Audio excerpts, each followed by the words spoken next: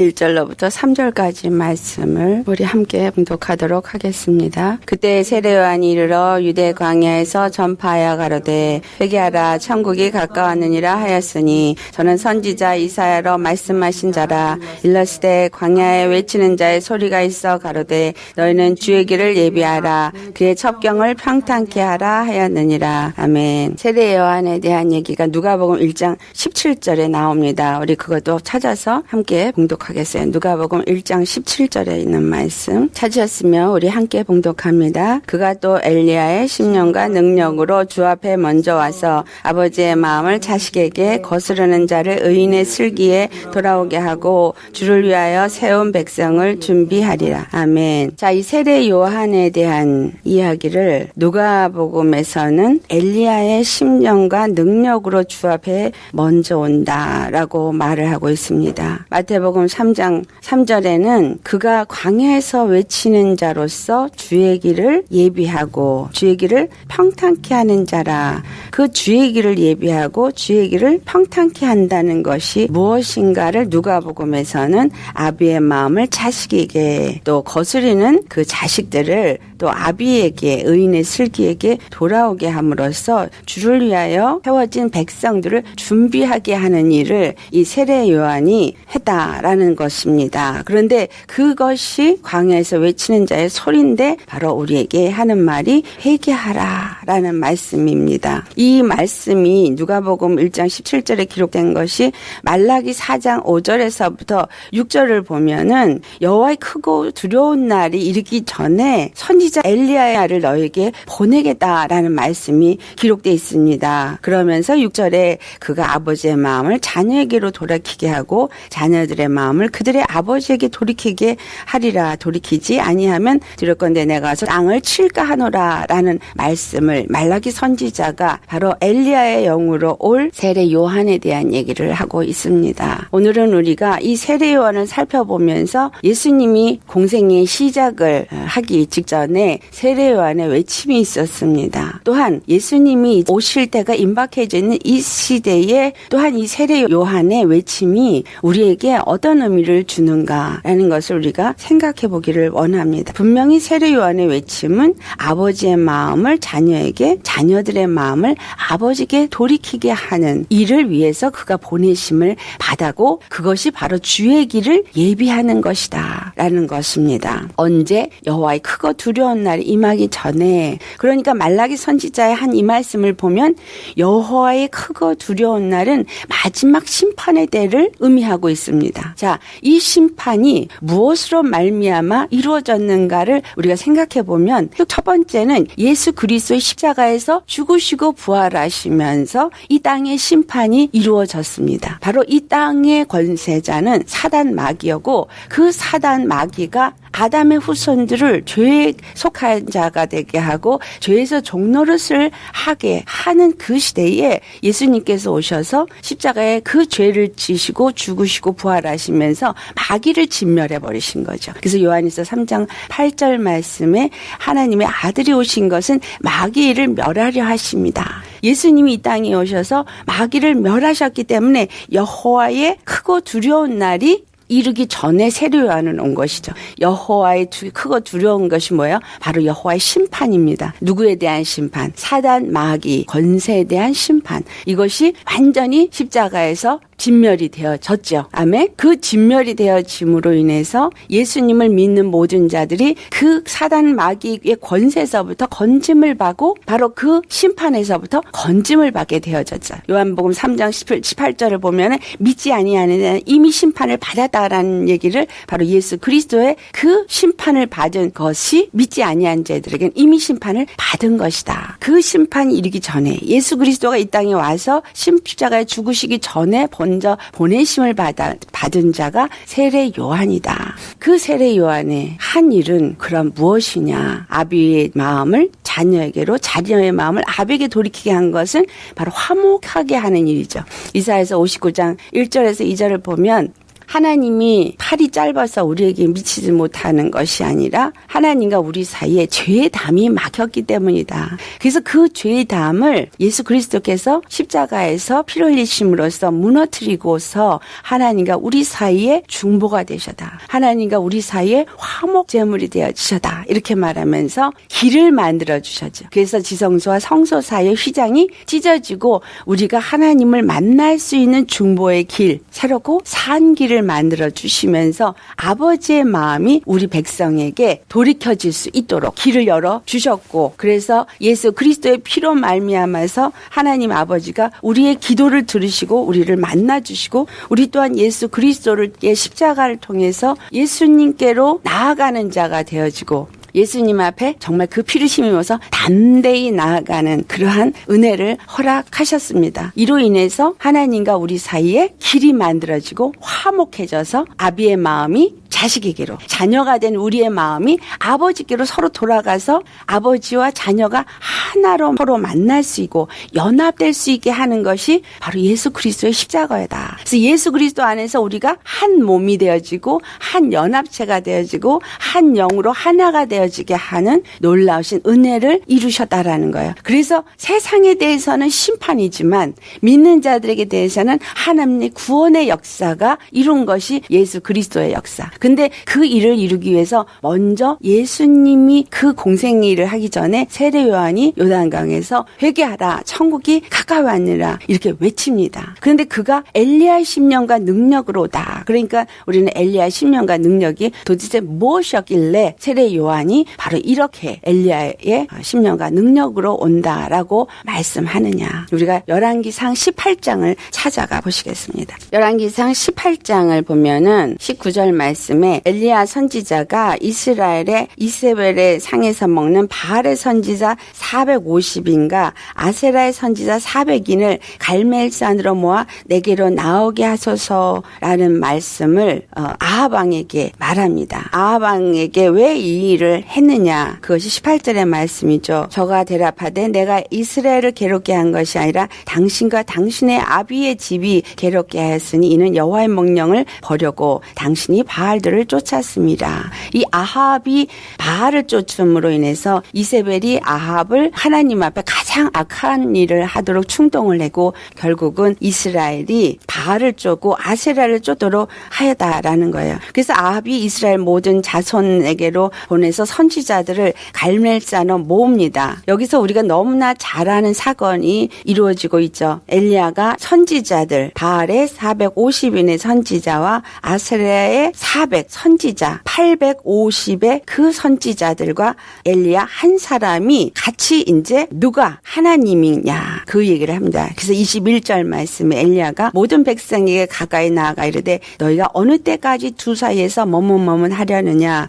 여호와가 만일 하나님이면 그를 쫓고 바알이 만일 하나님이면 그를 쫓을지니라 하니 백성이 한 말도 대답지 아니하니라. 엘리야는 지금 이 갈멜산에 이 선지자들을 모으고 참 하나님이 누구신가, 너희들이 정말 이 시점에서 참 하나님이 누구신가를 발견할 때 그 하나님을 쫓으라. 만약에 내가 쫓는 하나님이 참 하나님이라면 그 하나님을 쫓을 것이고, 만약에 너희가 지금 쫓고 있고 섬기고 제사하는 바알이 너들의 신이라면 그러면 그들을 쫓으라. 그러고서 그들에게 송아지를 가지고 오게 하고 각을 두고 나무에게 놓고 하늘로부터 24절 말씀 너희 신의 이름을 부르라. 나는 여호와 이름을 부르리니 이에 불로 응답하는 신 그가 하나님이라. 백성이 대답하되 그 말이 옳도다. 그래서 그들이 자기들의 신의 이름을 부르고 나중에는 아무리 불러도 안 되니까 그들이 몸을 찢고 자기 몸을 칼과 창으로 상하게 하면서 부르지만 아무 대답도 없었고 아무도 돌아보는 자가 없다라고 기록이 되어져 있습니다. 엘리야는 그때 한 일이 있습니다. 이것이 우리가 알아야 될 진리 중에 하나입니다. 백성들에게 다 오라 그러고 그가 한 일이 30절의 말씀이에요. 무너진 여호와의 단을 수축해다. 바알을 섬겼던 단들이 아니라 여호와의 단을, 무너졌던 여호와의 단을 다시 거기다 쌓습니다. 이 갈멜산에 다시 무너진 여호와의 단을 쌓고 그 다음에 야곱의 아들 12지파를 따라서 돌을 12개를 취해서 거기다가 놓게 합니다. 그리고 그 12돌은 바로 이스라엘이라는 그 의미를 갖고 있죠. 그 기초돌이 12돌, 여호와의 이름을 가진 이스라엘이라는 기초돌의 이름을 그곳에다 하고, 그 다음에 돌들로서 단을 쌓을 때 돌아가며 곡식종자 두의 사리를 용납할 만한 도랑을 거기다 만들어서 도랑을 놓고, 돌을 쌓은 곳에 도랑을 파서 놓고, 나무를 그 위에다 놓고 송아지를 각을 뜨고, 그 다음에 물을 갖다가 거기다가 부으라 그래요. 번제단의 나무 위에 물을 부으라고 하는데 그것을 3번 물을 붓습니다. 이것은 어떤 의미를 의미하느냐, 바로 엘리야가 쌓은 여호와의 제단, 이것이 무너진 제단을 다시 수축하는 일을 첫째는 엘리야가 했고, 둘째는 그 제단 위에 기초돌을 세웠다라는 거, 이스라엘의 기초돌을 세웠다라는 거, 그리고 그 위에 송아지의 각을 뜬 번제물을 올려놓고 물을 부었다라는 거. 이것은 무엇을 말하냐면 예수 그리스도를 통해서 하나님의 무너진 성전이 다시 중건되어질 것을 말하고 있고, 예수 그리스도로 세워진 제단 위에 이스라엘의 12돌이 세워져서 이스라엘 곧 하나님의 나라, 하나님의 백성이 온전하게 세워진다라는 것입니다. 그곳에 물이 부어진다라는 것. 이 물을 지금 무엇을 의미해요? 우리를 지금 세례 요한이 회개하라, 천국이 가까웠느니라. 그러자 요단강에 많은 사람이 나와서 물로 세례를 받아요. 물로 세례를 받은 후에 그 다음에 세례 요한이 뭐라 그러냐면, 나는 물로 너희를 세례를 주지만 내 뒤에 오시리. 먼저 자기는 보내심을 받았으니까 너희들로 하여금 물로 세례를 주지만 내 뒤에 오시는 너희를 물과 성령으로, 성령과 불로써 너희를 세례를 주실 것이다 라는 말씀을 합니다. 자, 성령과 불로 세례를 준다. 한마디로 말해서 믿는 자들에게, 하나님의 백성이 된 자는 성령이 임하시게 되는 것을 말하고, 믿지 아니하는 자들에게는 불의 심판이 임하게 되는 이 두 가지 의미를 말하고 있는 거예요. 그래서 이 세워진 이 제단 위에 하늘로부터 불이 내려지게 됩니다. 자, 불이 내려지니까 그 제단이, 거기에 세워진 번제물이 다 사라지고 하나님 앞에 올라가게 되어져서 하나님 앞에 향기로운 제물이 되어집니다. 그 세워진 도랑에 물이 가득했지만 그 물이 한순간에 다 사라져 버리는 것은 무엇을 의미하느냐. 우리는 예수 그리스도 안에서 하나님 앞에 예수 그리스도의 그 십자가에 죽으시는 할례, 물의 세례, 이게 예수님이 요단강에서 물로 세례를 받으셨어요. 그 요단강에서 물로 세례를 받은 것은 무엇을 상징하냐 하면 예수 그리스도께서 십자가에 죽으시고 우리로 하여금 예수 그리스도를 통해서 마귀의 종에서부터 하나님의 백성이 되게 하는 터닝 포인트가 되게 하는 십자가를 이루실 것을, 그리고 그가 번제물로서 하나님의 배 드려짐으로 우리가 예수 그리스도 안에서 함께 하나님 앞에 올려져 갈 수 있게 되어진다라는 것을 말씀합니다. 예수 그리스도에서 우리는 올려져 가고, 그 다음에 이 땅에는 불이 임해서 하나님의 심판이 그들에게 임하게 된다라는 것을 말씀합니다. 이 사건으로 인해서 이스라엘 백성들이 하늘로부터 불이 내려지는 참 하나님이 누구신가를 알게 되므로 이스라엘 앞에 참 하나님을 드러낸 엘리야의 사건인 것입니다. 그로 인해서 이스라엘 백성들에게 그 바알과 아세라 선지자 모두를 다 잡아서 저들을 도망하지 못하게 하고 기손 시내로 데려가서 거기서 죽이라, 그 40절에 그 사건이 기록되어 있습니다. 기손강으로 데려가서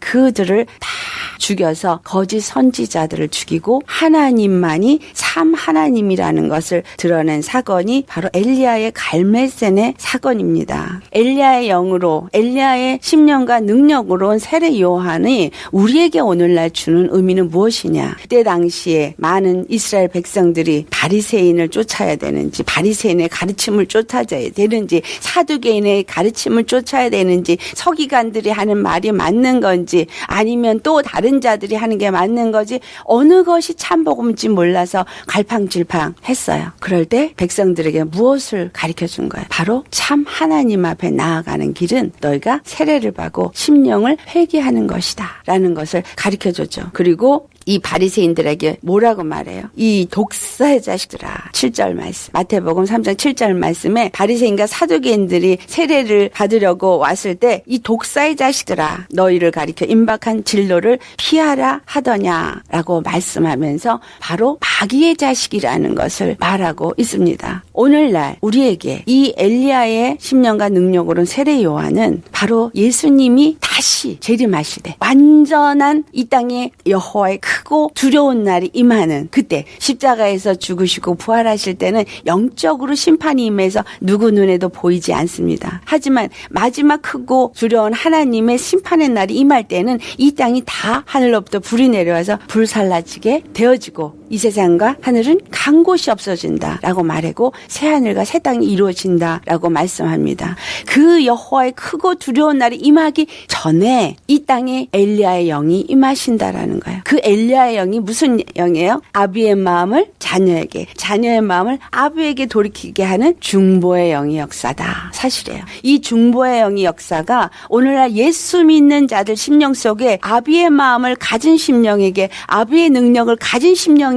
세상을 보게 하고 시대를 분별하게 하고 다가올 임박할 진로에서부터 주의 백성들을 건지시기 위해서 우리가 외쳐야 하는 자가 되어져야 된다. 무엇을 외치냐? 회개하라. 교회여 회개하라. 성도여 회개하라. 너희들은 지금 임박할 진로가 다가오고 있음을 보고 지금 너희들의 심령이 어떠한지, 너희들 안에 하나님을 섬기는 믿음이 있는지 없는지, 온전한 예수 그리스도를 믿는 자인지 아닌지를 돌아보고 회개하라. 세례요한이 한 말은 회개하라. 그리고 회개에 합당한 열매를 맺으라. 바꿔 말하면 예수 십자가 앞으로 나오라. 믿는 자들은 많은 사람들이 다 하는 말, 나는 예수 그리스도 십자가를 믿어요라고 말하죠. 믿는다라는 의미 뭐예요? 십자가에 죄의 사람은 죽은 사람이 되어져야 돼요. 아멘. 그리고 예수 그리스도 안에서 믿는 믿음으로 사는 자가 되어지는 것입니다. 이것이 갈라디아서 2장 20절의 말씀이죠. 육체 가운데 살지만 이제는 나를 사랑하사 나를 위해 십자가에 죽으신 예수 그리스도를 믿는 믿음으로 사는 것, 이것이 우리가 사는 것이지 육체의 욕심을 따라 사는 그것은 하나님이 기뻐하는 그러한 삶이 아니다. 예수를 믿고 내가 하나님의 백성이요 그리스도의 일꾼이요라고 말한다면 엘리야가 한 것처럼 뭘 해야 돼요? 참 하나님이 누구신가, 예수 그리스도가 어떤 분인가를 제대로 성도들한테 가르쳐 주어야 합니다. 하나님은 예수 그리스도의 십자가 외에는 다른 이름을 우리에게 주신 적도 없고 다른 길을 우리에게 주신 적도 없습니다. 오직 그 예수 그리스도의 십자가가 어떤 의미를 주고 있는지를 가르쳐 줘야 되고 성도들을 참 하나님께로 인도하는 자가 되어야 합니다. 지금 바알과 아세라를 섬기는 신앙생활을 오늘날 교회가 성도들이 하고 있다라는 거예요. 자기의 정욕의 욕심을 따라서 하고 있는 그들을 돌이켜서 예수 십자가 앞에 나와서 육에 대해서는 죽고 영에 대해서 사는 자가 되게 하는 것. 그래서 그들로 하여금 자기 목재 십자가를 지고 예수를 따라가게 하는 것. 이것이 회개하게 하는 외치는 바로 세례 요한의 소리인 것입니다. 그렇기 때문에 우리는 중보의 영을 가진 자가 되어져서 이 시대를 분별하고 이와 같이 아비의 마음을 자녀에게, 자녀의 마음을 아비에게 돌이키게 해서 참으로 곧 다가올 임박할 심판과 임박할 크고 두려운 그 진노의 날, 그날이 이르기 전에 돌이키도록. 그래서 무너진 성전 무엇입니까? 바로 내 심령이 그리스도의 성전인데, 그리스도의 교회인데 무너졌다라는 거예요. 내 심령이 더러운 강도의 구렬이 되어져서 무너졌습니다. 예수님이 오셔서 공생애를 시작할 때 예루살렘 성전에 입성해서 그 상들을 엎으면서 너희가 내 아버지 집, 내 정말 기도하는 집을 갖다 강도의 구렬로 만든다. 우리 심령이 강도의 구렬이 되어져 있는가? 정말 하나님의 영이 임하시고 하나님의 임재 속에서 함께하는 기도하는 집이 되어져 있는가? 돌아보아서 정말 주님의 영이, 여호와의 영이 우리 안에 임해서 다시 무너진 성전이 회복될 수 있게 해야 한다라는 거예요. 무너진 여호와의 단이 수축되게 기도하는 집이 되어져야 한다라는 것입니다. 교회가 바로 그런 교회가 되어지도록 해야 하는 것이 바로 오늘날 이 엘리야의 영이 임해 있는 중보의 영을 가진 자들이 해야 할 일이다. 그래서 우리는 바로 이 외치는 세례 요한과 같이 우리도 정말 이 시대에 외치는 자의 소리가 되시기를 예수 이름으로 축원합니다. 왜 외치는 자의 소리라고 말했냐 하면 도구일 뿐이기 때문에 우리는 하나님이 말씀하시는 대로 말씀하는 도구이지 내가 소리를 내는 자가 아니라는 거예요. 내가 내 소리를 내면 안 돼요. 여호와의 영이 내게 임하시고 성령님이 내 입을 통해서 정말 이 시대에 외쳐야 할 그 말씀을 외치게 할 때 그걸 외치는 자의 소리가 되어져야 합니다. 광야에서 외쳐다 그랬어요. 이 세상에 아무도 돌아보지 않고 아무도 환영하지 아니하는 그곳에서 핍박 핍박을 감수하면서 정말 외쳐야 될 소리를 외치는 저와 여러분이 되시기를 예수의 이름으로 축원합니다. 아멘.